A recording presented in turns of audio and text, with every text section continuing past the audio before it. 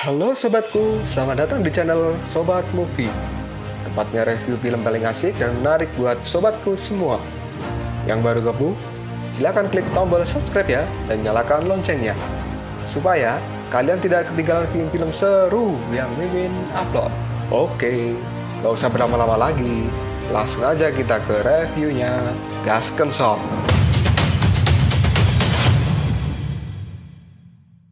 Hey, oke, sobatku terkeren, terkecil, terbaik, tersemuanya. Kita masih bersama Sobat Movie, channel alur cerita terasik sepanjang masa. Oke, Kita lanjut bahas chapter 68. Gak usah cacicot banyak bacot, kita langsung masuk aja ke pembahasan. Sedikit penjelasan buat sobatku semua. Kakek naga ini adalah moyang dari para naga. Dia berusia jutaan tahun dan dia bisa mengendalikan kekuatan langit, dimulai dari hujan api, petir ungu, angin badai, pedang es, dan yang paling kuat adalah sisik naga abadi. Saat ini Aoswe sudah terluka parah. Biksu dan Subaji kali ini menjadi panik dan kemudian menyusul Aoswe. Aoswe pun minta tolong untuk segera diselamatkan dan Biksu pun menyuruhnya untuk bertahan. Aoswe sangat ketakutan karena tubuhnya sudah hilang setengah dan merasa dia akan segera mati. Biksu Tong pun kemudian berkata di dalam hati bahwa luka dari Aoswe ini sangat serius dan dia akan mati jika es di tubuhnya menghilang. Biksu pun menyuruh Baji dan Sabucing untuk menahan kakek naga, sementara dia sendiri akan mengobati Aoswe. Wucing pun mulai menyerang sang kakek, tapi kakek naga sudah melihat bahwa serangan dari Wucing sebagian besar adalah mantra ilusi, dan kakek naga tidak takut sama sekali. Kakek naga pun kali ini tersenyum ke arah Sabucing. Dia pun segera mengeluarkan angin yang besar dan menghembuskan angin itu di tubuh Sabucing. Hal ini membuat tubuh dari Sabucing tersebar ke udara.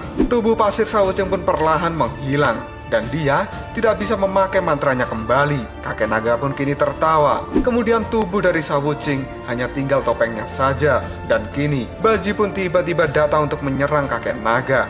Garpu 9 gigi pun diayunkan oleh Subaji. Kakek naga kali ini berhasil menghindari serangan dari Subaji. Pada saat di udara, kakek naga pun berkata bahwa kekuatan Subaji ini cukup besar dan dia adalah yang paling kuat dan paling merusak saat ini yang ada di grup Biksu Tong. Kakek naga mengeluarkan pedang esnya dan kemudian menyerang Subaji. Serangan itu dapat ditahan oleh Subaji menggunakan garpu 9 giginya, tapi garpu 9 gigi milik Subaji kali ini menjadi membeku dan mulai retak. Serangan pedang es dari kakek naga pun membuat Subaji kali ini membeku dan jadi es balok isi babi. Kakek naga pun lalu merasa bahwa dirinya sudah berhasil mengalahkan dua petarung terbaik dari tim Biksu Tong. Dan saat ini, sang kakek pun melesat ke arah Biksu Tong. Pada saat di hadapan sang biksu, kakek naga pun berkata bahwa biksu harus tunduk dan berlutut pada dirinya. Biksu Tong tidak mau melakukan hal itu, dan kakek naga mengatakan bahwa Biksu Tong adalah orang yang bodoh. Kali ini, kakek naga pun akan mulai melakukan serangan pada Biksu Tong. Bola biru besar yang dikeluarkan oleh kakek naga menghantam tubuh dari Biksu Tong dan juga Aoswe. Bailang yang melihat hal itu, dia pun kali ini menjadi panik. Bailang pun berlari dan akan segera menolong Biksu Tong, tapi pergerakannya dihentikan oleh monster dari neraka. Bailang pun kemudian menghajar monster itu dan melindungi Xiao Yu. Bailang pun kemudian berkata dalam hatinya bahwa monster dari neraka ini tidak bisa mati dan terus datang, sehingga dia tidak akan bisa meninggalkan Xiao Yu untuk menolong sang biksu. Dan dia hanya bisa percaya dengan kemampuan Biksu Tong jika sang biksu bisa menghadapi musuh-musuhnya. Biksu pun berusaha menahan serangan dari kakek naga. Kemudian biksu berkata dalam hati jika tinju dan mantra Tao miliknya sangat efektif pada monster dan siluman. Bahkan arwah jahat sekalipun tidak dapat menahan kekuatan tinju Tao dari sang biksu. Tapi kekuatan ini tidak mempan sama sekali pada kakek naga.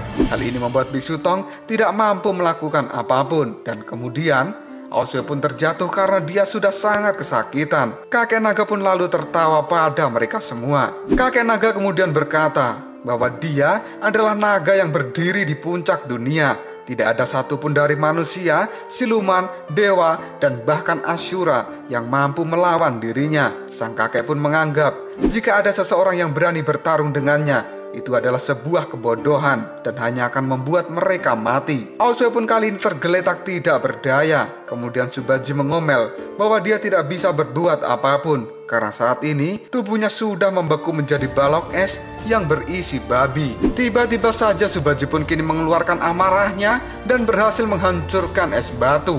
Kemudian Sabucing dia juga sudah mendapatkan tubuhnya kembali. Wuching pun bertanya pada gurunya, apakah sang biksu punya rencana?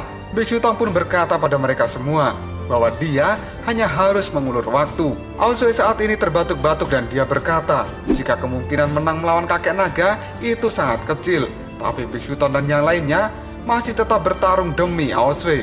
Dan kini Aosue merasa dirinya akan segera mati. Tiba-tiba saja datang seseorang yang mengejutkan Aosue. Yang ternyata orang yang datang menemui Aosue itu adalah Yuso yang hadir di dalam pikiran dari Aosue. Dan kemudian Yuso pun memberikan semangat pada Aosue untuk tidak menyerah. Aosue pun kemudian bertanya pada Yuso, apakah ini ilusi? Apa memang dirinya sudah mati? Yuso pun menjawab bahwa pertanyaan itu tidaklah penting. Yuso kemudian mulai mengobrol dengan Aosue. Mereka pun mengingat kebersamaan seperti masa lalunya. Aosue pun merasa senang, tapi semua itu telah berlalu dan waktu tidak akan bisa diulang kembali. Yuso kemudian berkata pada Aosue bahwa dia terlalu banyak melewatkan kesempatan dan ini mungkin adalah kesempatan terakhir dari Aosue. Aosue pun merasa bahwa dia tidak bisa berbuat apapun untuk saat ini. Yuso kemudian menyuruh Aosue untuk bertarung sampai nafas terakhir, atau dia memilih untuk menyerah saja dan melihat semuanya hancur. Itu semua tergantung pilihanmu, kata Yuso. Yuso pun lalu membujuk Aosue untuk segera bangun dan mengejar mimpi-mimpinya agar dia tidak memiliki penyesalan di dalam hati. Aosue pun kemudian berkata pada Yuso bahwa dia tidak bisa bangun. Kemudian Yuso mengulurkan tangan pada Aosue. Aosue pun kemudian bertanya apakah Yuso merasa kesakitan saat dirinya akan mati. Yuso pun menjawab bahwa dia baik-baik saja.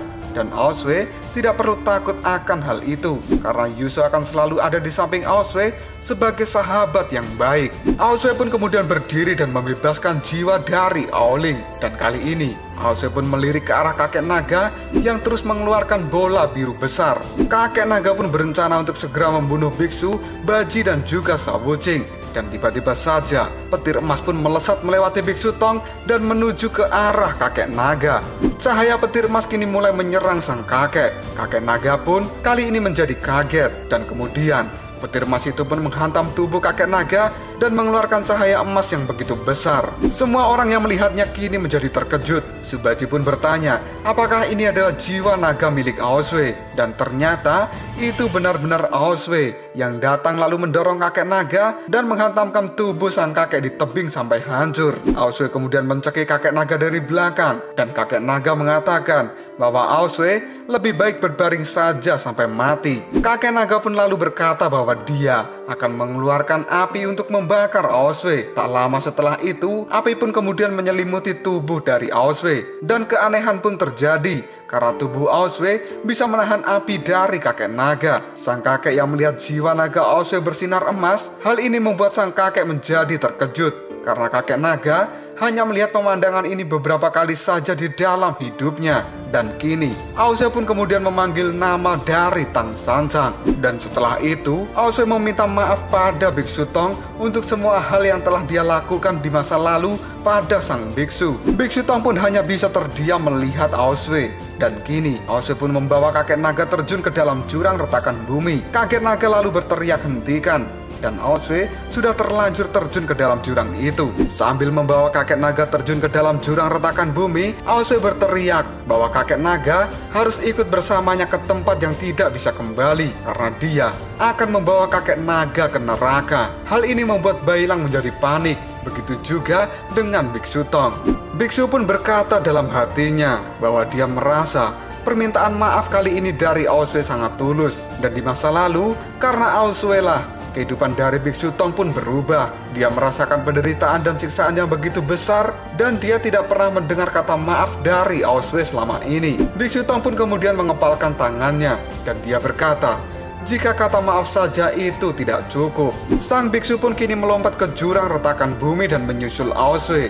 Hal ini membuat Subaji dan Sawuching menjadi panik. Mereka berdua pun kemudian ikut terjun ke jurang retakan bumi. Dan kini Biksu Tong, Sawuching, dan juga Subaji sudah masuk ke dalam jurang. Bailang pun kemudian berlari dan akan menyelamatkan semuanya. Tapi hal ini tidak bisa dia lakukan karena Bailang sudah terlambat. Dan sekarang Bailang pun berhenti di tepi jurang. Wuching pun kemudian meraih baju dari sang biksu. Tapi hal ini telah gagal ia lakukan. Dan sekarang, Biksu Tong pun terjun bebas ke jurang retakan bumi menyusul Aoswee. Lalu apakah yang akan terjadi selanjutnya? Apakah Biksu Tong dan Aoswee akan benar-benar mati di dalam jurang retakan bumi bersama kakek naga? Jika kalian penasaran, tunggu aja jawabannya di next video. Kopral Sob. Tetap stay di channel Sobat Movie dan jangan lupa klik subscribe, like, dan share ke teman-temanmu agar channel ini dapat berkembang dan menghibur kalian semua. See you next tomorrow. Bye-bye.